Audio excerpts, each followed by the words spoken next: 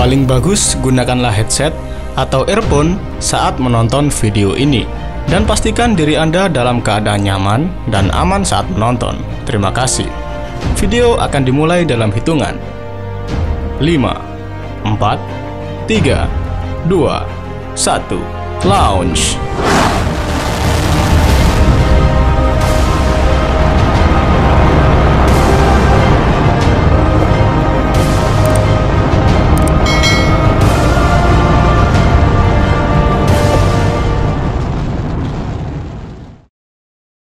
Wormhole atau lubang cacing adalah sebuah objek luar angkasa yang diibaratkan sebuah terowongan jalan pintas penghubung dua tempat di ruang angkasa.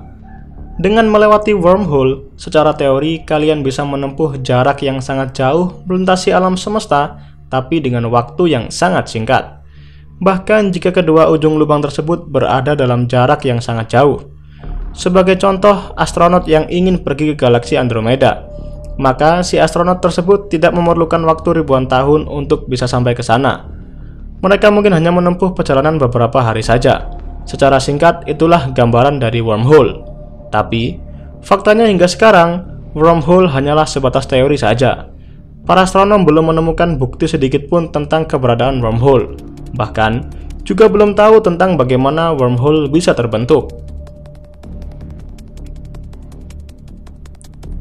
Keberadaan wormhole sejauh ini hanyalah ada di dalam perhitungan matematis, karena memang keberadaannya itu tidak melanggar hukum fisika apapun saat ini.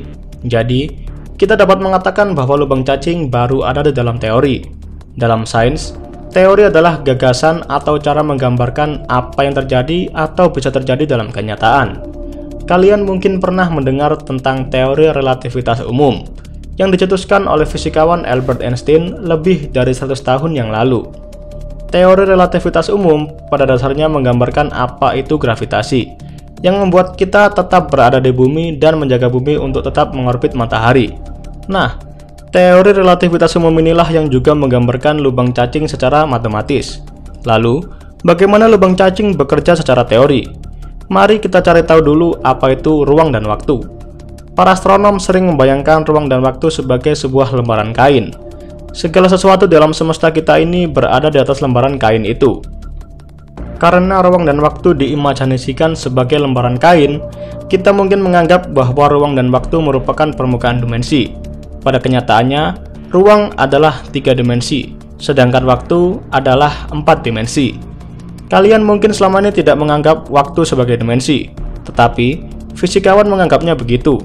Satukan semua itu dan kalian akan mendapatkan yang disebut ruang dan waktu. Kembali ke lubang cacing. Bayangkan kita ingin pergi dari suatu tempat ke tempat yang lain yang berada dalam ruang dan waktu. Katakanlah dari rumah kita ke sebuah planet yang sangat jauh. Bila perjalanan dilakukan dengan pesawat ruang angkasa, kemungkinan bisa memakan waktu ribuan tahun atau bahkan lebih lama lagi. Tapi, bagaimana jika kita bisa melipat kain ruang dan waktu itu sehingga rumah kita dan planet tersebut hanya berjarak sebuah lembaran, dan kemudian membuat lubang yang menghubungkan dua lapisan dari kain ruang dan waktu itu? Ya, kita akan memiliki jalan pintas untuk sampai ke planet yang jauh itu tanpa harus menghabiskan waktu yang sangat-sangat lama. Tapi, kembali lagi sayangnya belum ada yang tahu harus mulai dari mana atau bagaimana lubang cacing dapat dibuat dalam kenyataan.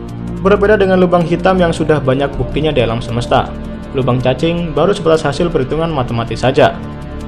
Terima kasih atas perhatiannya, dan sampai jumpa di video selanjutnya.